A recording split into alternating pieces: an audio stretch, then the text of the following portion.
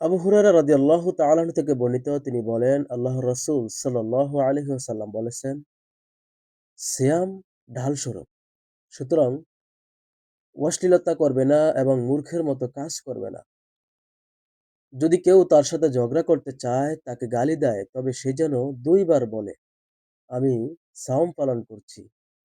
ওই সত্তার শপথ যার হাতে আমার প্রাণ, অবশ্যই সাওম পালনকারীর মুখের গন্ধ আল্লাহর নিকট মিস্কের সুগন্ধির চাইতেও উৎকৃষ্ট। সে আমার জন্য আহার, পান ও কামাচার পরিত্যাগ করে। সিয়াম আমারই জন্য, তাই এর পুরস্কার আমি নিজেই দান করব।